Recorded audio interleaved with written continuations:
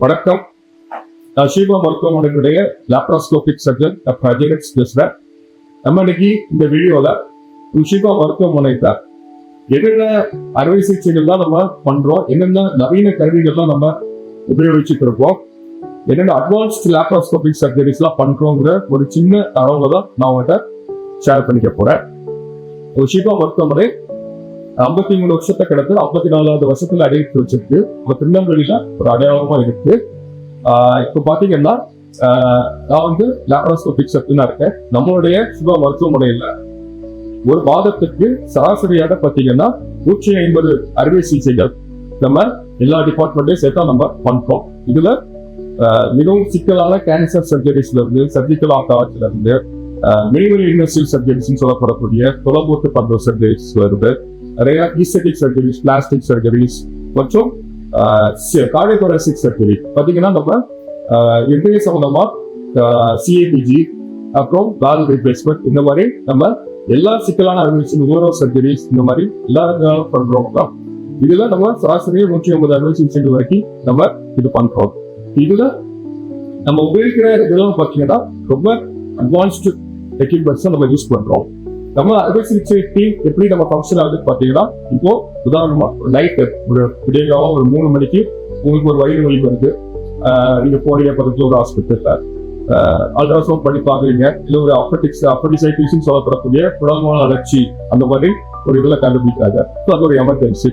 So நீங்க அந்த time ஒரு விடியகாலம் ஒரு 4 மணிக்கு வந்தீங்கன்னா கூட நம்ம லாப்ராஸ்கோபிக் சர்ஜரிஸ்ல உடனே பண்ணக்கூடிய அளவுக்கு நம்மளுடைய சர்ஜன், நம்மளுடைய அறுவை சிகிச்சை அனஸ்தெட்டிஸ்ட் மற்றும் நம்மளுடைய டீம் சர்ஜிக்கல் டீம் ஓடி டெக்னீஷியன்ல எல்லா ஸ்டாஃபும் ஃபுல்லி எக்யூப்டா ரெடியா இருப்பாங்க. So not only basic laparoscopic surgery, அதாவது சாதாரண லாப்ராஸ்கோபிக் சர்ஜரிஸ் மட்டும் இல்ல, அதுக்கு மேல ரொம்ப அட்வான்ஸ்டு, அதாவது சிக்கலான அறுவை சிகிச்சைகள் கூட நம்ம எமர்ஜென்சில, அதாவது நம்ம நார்மலா பகல்ல பண்றதுக்கும் நைட்டு ஒரு 12 மணிக்கு மேல பண்றதுக்கும் வித்தியாசம் இருக்கு. ஸோ நைட் நம்ம ஒரு 12 மணிக்கு கூட நம்ம சிக்கலான அறுவை சிகிச்சைகளுக்கு நம்ம லாப்ராஸ்கோப்பில நம்ம பண்றோம். உதாரணமா பாத்தீங்கன்னா பெர்ஃபரேஷன், அதாவது சிறுகுடல்ல இல்லைன்னா டியோடினல் பெர்ஃபரேஷன் இல்லைன்னா இலியல் பெர்ஃபரேஷன். இப்போ சமீபத்தில் கூட பாத்தீங்கன்னா ஒரு 23 வயசு பையன் டைஃபாய்டு ஃபீவர் வந்து ட்ரீட் பண்ணிட்டாங்க. சரியான ட்ரீட்மெண்ட் எடுக்காதனால பாத்தீங்கன்னா அந்த டைஃபாய்டு போஸ்ட் டைஃபாய்டு சீக்குவலை அப்படின்னு சொல்லுவோம். அந்த டைஃபாய்டு ஃபீவர்னால பாத்தீங்கன்னா சிறுகுடல்ல ஓட்ட ஒதுக்கு. ஸோ அந்த பையன் பாத்தீங்கன்னா வயிறு வலி அப்படின்னு சொல்லிட்டு நம்மகிட்ட வந்தாப்புல நம்ம ஒரு 7 மணி 8 மணிக்கு போல நைட்டு வந்து நம்ம உடனே எவாலுவேட் பண்ணி அதை நம்ம ஏதோ சம் அப்நார்மாலிட்டி, அதாவது ஒரு இடத்துல ஓட்ட ஒதுக்கு அப்படின்னு சொல்லி நம்ம பெர்ஃபரேஷன் நம்ம சஸ்பெக்ட் பண்ணி இமீடியட்டா நம்ம லாப்ராஸ்கோபி மூலமா போட்டு அதுல பாத்தீங்கன்னா சிறுகுடல்ல இலியம்னு சொல்லுவோம். அந்த சிறுகுடல் பெருங்குடலோ ஜாயின் பண்ற அந்த பகுதிகிட்ட பாத்தீங்கன்னா 2 இடத்துல ஓட்டை இருந்தது. ஒரு கிட்டத்தட்ட 1 சென்டிமீட்டர் பாத்தீங்கன்னா 2 ஓட்டை இருந்தது. ஸோ அந்த பெர்ஃபரேஷன் பெரிட்டோனிட்டிஸ்ல இருக்கும்போது அதை நம்ம லாப்ராஸ்கோப்பிலேயே நம்ம க்ளோஸ் பண்ணி பண்ணோம். அந்த பையன் 3ஆவது நாள் நல்லா டிஸ்சார்ஜ் ஆகல. ஸோ இவ்வளவு ஒரு காம்ப்ளெக்ஸான சிக்கலான அறுவை சிகிச்சைகள் அட் எமர்ஜென்சி, அதாவது நைட்டு கூட பாத்தீங்கன்னா நம்ம பண்ணக்கூடிய அளவுக்கு நம்மளுடைய ஸ்டாஃப் எல்லாருமே நம்ம ஃபுல்லி எக்யூப்டா அவைலபிளா இருக்கும். அதுக்கு நம்ம யூஸ் பண்ற பாத்தீங்கன்னா ஃபுல்லாவே இருக்கு.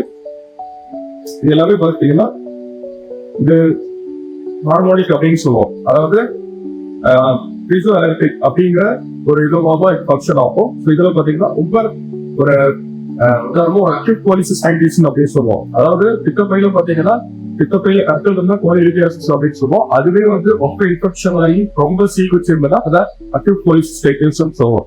ஸோ அந்த அக்யூட் பாலிசிஸ்டைட்டிஸ் இந்த மாதிரி இதுல லாப்ராஸ்கோபி பண்ணும்போது அந்த அனாட்டமி அப்படின்னு சொல்லக்கூடிய எல்லாமே வந்து ரொம்ப டிஸ்டார்டடா இருக்கும். அதாவது அதுல ரொம்ப இன்ஃபிளமேஷன், ரொம்ப ஒட்டிங்க, ஸோ அந்த ஒரு கிளியரான ஒரு இதுவே தெரியாது. ஸோ அந்த மாதிரி இதுல இந்த மாதிரி அட்வான்ஸ் லாப்ராஸ்கோபிக் இன்ஸ்ட்ருமெண்ட் அது வந்து ரொம்ப யூஸ்ஃபுல்லா இருக்கும். ஸோ அது வந்து என்ன பெனிஃபிட்னு பாத்தீங்கன்னா, நம்ம ஓப்பன் லாப்ராஸ்கோபி சர்ஜரி ஓப்பனா கன்வெர்ட் ஆகாம, அதாவது போட்டு பண்ண முடியாம சில பிக்கவே ஆபரேஷன் வந்து ஓப்பனா மாறும். அது எந்த சமயத்துல மாறும் அப்படின்னு பாத்தீங்கன்னா, இந்த அக்யூட் பாலிசிஸ்டைட்டிஸ் இந்த மாதிரி சில ரொம்ப சிக்கலான இன்ஃபிளமேஷன்ல வந்துட்டு அதுக்கு ஓப்பனா மாறும். ஸோ அந்த டைம்ல இந்த மாதிரி நம்ம அட்வான்ஸ்டு எக்யூப்மெண்ட்ஸ் இந்த லாப்ராஸ்கோபி இன்ஸ்ட்ருமெண்ட் வச்சு நம்ம யூஸ் பண்ணும்போது நம்ம ஈஸியா அதை இதில் போகலாம்.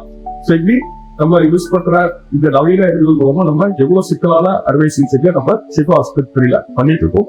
ஸோ உங்களுக்கு லாப்ராஸ்கோபி சம்பந்தமா இல்ல ஒரு லேப் ஹெர்னியா இந்த மாதிரி ஏதாவது உங்களுக்கு சந்தேகங்கள் இருந்துச்சுன்னா இங்க கீழ்கண்ட நம்பருக்கு தொடர்பு பண்ணீங்கன்னா நீங்க என்னைய ஆலோசிக்கலாம். நன்றி.